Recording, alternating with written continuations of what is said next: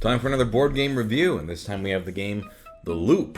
This was sent to me by Pandasaurus Games, and it's designed by Maxime Rambourg and Theo Riviere. Who can stop Dr. Faux? An evil scientist is laying waste to time and space, and it's up to you and your friends to restore balance to the galaxy.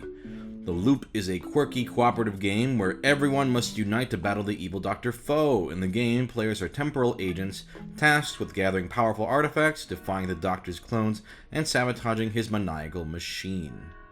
Let me show you how to play. So in this game, you are trying to complete missions to defeat the evil Dr. Faux. Now, the game does offer 4 different variants in how you can play. This is just the basic version, Sabotage, or Victory is complete 4 missions. And there are defeat conditions. I'll get into that in a second. There are other versions as well, but they all kind of are just variants on a central how to play. So I'll show you the base game. For the general flow of the game, you take turns clockwise until you either win or lose. This deck over here is the Faux deck. Each time it is empty, the Faux cards are shuffled and placed on the next space of the cycle track. So if we go through all these, then they get placed here, and once those are drawn all the way through, they get placed here. If your team does not win by the end of this 3rd cycle, meaning after these cards are all done, then you lose. That is one of your defeat conditions. Now, the way to win the game are these missions that are around the board. 2 of them are shown at the start. For example, reunite the foes. Destroy 1 clone in Dr. Faux's era 4 times. If you do that, you complete 1 mission. And another mission here, reconnect time. Add 1 green energy cube to this era while there is at least 1 green cube on every era. As soon as you complete your 4th mission, you immediately win the game. However, you lose if you are forced to place a second vortex on in any single era.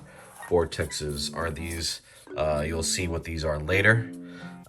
You are forced to place a 4th vortex anywhere on the board. You only have 3 of these, so if you ever have to place a 4th, you lose. Or you reach the end of the 3rd cycle without completing the 4 missions. So, on each player's turn, there are 5 phases. The Faux Phase, Action Phase, Artifact, Acquiring, Mission Completing, and Refresh. So first off, at the beginning of each player's turn, Dr. Faux is going to cause some trouble in the Faux Phase. At the start of your turn, you add new clones and reveal a new artifact. So, in the first cycle here, this means clone, this means artifact. As you progress in the game, you'll have to draw 2 clones and an artifact, and later 3 clones and an artifact as you're running out of time. So, to add clones, you take the clone bag and draw a clone. So here's a clone, and if you look on the back, this tells you where to place it. So, this clone is going to go in this red area. Then you reveal an artifact. You take a card from the artifact deck, look at the bottom. Okay, this goes in the orange era. So I'll place it below that era here. Then it's time to resolve a card from the Faux deck. You reveal the top card. Looks like you're going to add 2 plus the number of clones in the orange region. So what you do is you take Dr. Faux's machine, you turn it so it's pointing at that orange area. You look at the number of clones. In this case, there is 1 extra clone here, so that means it's 2 plus 1, so 3 red rift cubes. And then you drop them into the top of the machine. Okay, and wherever they slide out is where they go. Once all the cubes have landed, you place them on the bottom in these little areas. Now, if you ever have to place cubes, but you run out of slots, that era becomes a vortex. So let's say, just for example, the cubes fell out into this area, and I have 3. No more space. This is a vortex zone. When an era becomes a vortex, you immediately fail this mission, so you remove it, and then you place a vortex tile on here to mark your failure. Return all rift cubes to the supply, and then if any artifact cards are below that area, they are discarded and destroyed. Anytime a mission is either completed or removed due to a vortex, you reveal a new mission. So you go clockwise. Okay, there's always 2 missions displaying, so you reveal this one. In this case, it's Big Quantum Bomb. Add 1 energy cube to this era 6 times.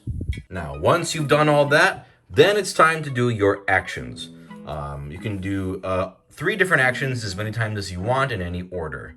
You can move. So how to move, I'll show you. Let's say my piece is here. I can spend 1 green energy cube in my current era to move to an adjacent space. So I could be like, okay, I'm gonna spend this cube. I wanna move over here. Another thing you can do is use an artifact. So if you look over here, on your turn, you have a hand of 3 cards showing. And they all do different things. So like this one, the Auto Disguise Headband, you add 1 green cube to Dr. Foe's era. This one, you push a clone to an adjacent era. This one, you remove 1 red cube from your era. So I'll go, okay, I'm gonna use the Super Underwear. I'm going to tap it, and that means I can remove 1 red cube from the era that I'm in. Then let's say I decide, okay, I'm gonna use my Auto Disguise Headband next. I'm gonna tap it.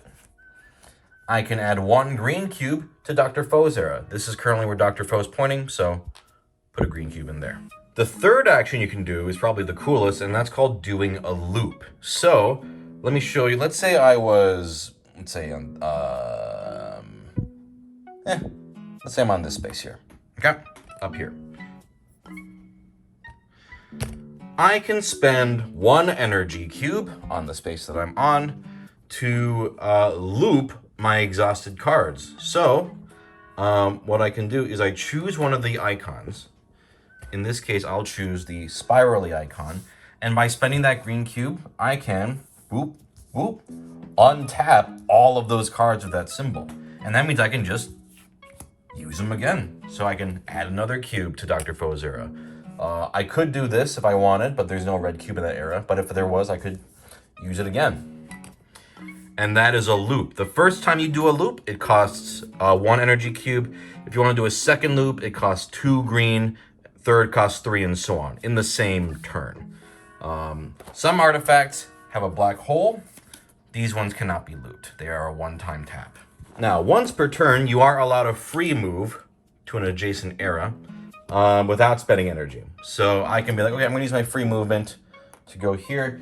If you use your free move, you flip it over so that your battery is drained so you can keep track that you used it for that turn. Now, Dr. Foe's clones can be killed if they are ever in their paradox era. So what that means is, let's say I use the spiky fur card, push 1 clone to an adjacent era. I tap it, and then let's say I push this blue clone over here to this adjacent era. Whenever a clone matches the era of the color, it is destroyed. It gets returned to the bag. And that's 1 less clone for you to worry about, so that there are less cubes drawn if this is picked by a foe card on a later turn. Another thing you can do is progress on the missions. So let's say I was on this space and I used a card to add a green cube to this era with a card or something. So I added a green cube, and that means I can mark one of these slots here, because the mission here is just add 1 green cube to this era 6 times. So each time a player does it, you just add a marker and you're trying to fill it up. Now, once you end your turn, you may take 1 available artifact from the era where you end. So let's say I end my turn here. I could grab the Self-Aware AI card. This card lets me add 1 green cube to any era. If it had none, add 2 instead. What you do with cards you get is you place them right on top of your draw pile. So this is now permanently part of my deck. Then let's pretend that we completed this mission. So we did this 6 times, so it's all the slots are filled and it's ready to be completed. In order for you to complete the mission, you also have to end your turn on this space. So if there is a revealed mission and the slots are filled, you complete it. Remove the mission, place it face up to the left of your board, and you have completed 1 mission. Then you reveal a new one clockwise. So it's important to remember, even if you complete the mission, you have to make sure you end your turn on that space in order to check it off. Whenever a mission is completed, all players receive a reward. Every player will receive 1 free card from the artifact deck. Here's one. Virus sample. Destroy 1 clone in Dr. Foe's era and 1 clone in an era adjacent to Dr. Foe. And like I said before, you place them face down on top of your deck. Once your turn is done, you flip your character over so that they're refreshed. You place all artifacts in your hand in the discard pile, so these just get discarded. Then every player, including you, with fewer than 3 cards in their hand, draws 3, face up. So here's my new hand for next turn. If there are no cards left in the faux deck, that's when you shift over to the next cycle.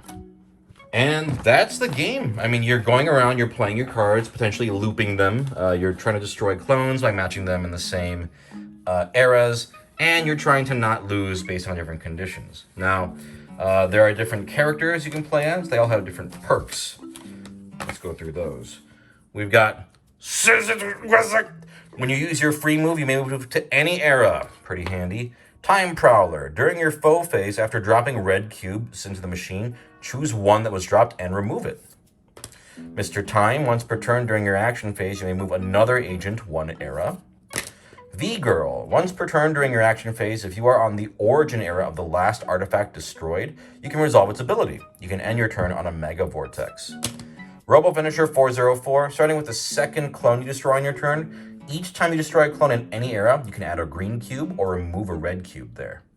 Those are pretty handy. I'm not going to go through all the missions because those can kind of be fun surprises when you see what you have to do. Otherwise, let me show you also some of the other modes you can play in. Besides Sabotage, there's Saiyan Super Clones. These add Super Clone tokens like this. These act like regular clones and they're destroyed the same way. But when one of these is destroyed, you place one blue cube and a number of clones in that era. And blue cubes can be spent as green energy, but are permanent on the board. So they're powerful because they make new clones appear, but they will make a blue cube appear which you can use, which is pretty cool. Ultra Machina. In this one, Ultra Machina cards replace the faux cards. I won't show them because it's kind of a fun surprise.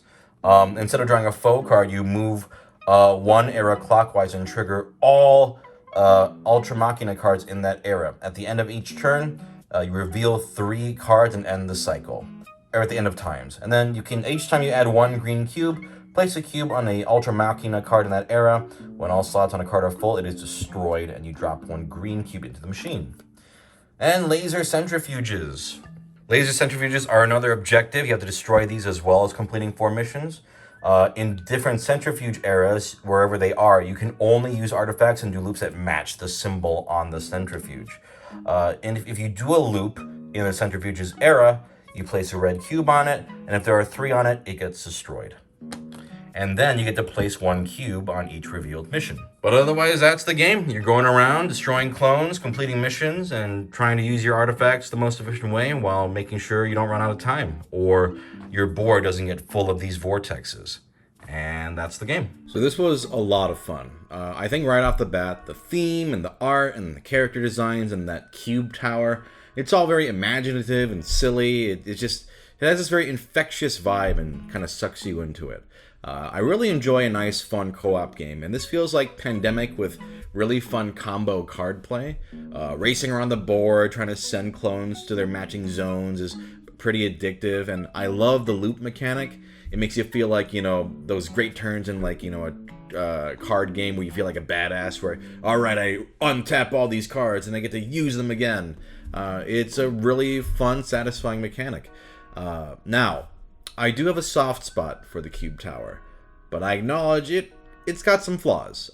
Dropping the cubes in the thing is fun, but sometimes you get absolutely fucked, and it wasn't your fault.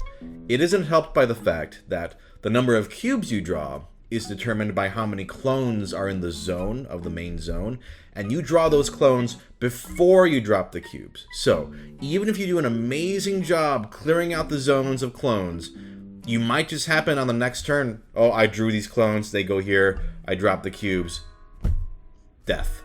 It leads to more cubes than you expected, and wham, you're done, and there kind of wasn't anything you could do about it. I feel like if the clones were placed after the cubes were dropped, that would make a lot more sense to me, and it would fix a lot of things, honestly. It gave me the same sort of frustration to a lesser extent that I felt playing, I reviewed a game called Power Rangers Heroes of the Grid way back. And that had also a similar problem, where it felt like no matter how good of a turn you had, where you like wiped the board clean, just all of a sudden, bam, bam, bam, bam, dead. That is admittedly a significant flaw, I think, of the game. But if you get past that, it's really fun. I love that you uncover the missions as you go, and they encourage you to do different things to fill up the objective slots. The card play, like I keep stressing, is super fun. Although, you know, like the Cube Tower, you can get unlucky with your card draw. I also think this is best with 2 players. Having that just right back and forth action is good. Otherwise, there's going to be some downtime as you have to wait for your turn again. Honestly, the biggest compliment I can give this game is that despite the kind of blatant flaw with its potential bad luck with the Cube Tower and the clones, I still really liked it. It's a blast to play, and as long as I'm having a really fun time with the game, I can overlook flaws, you know.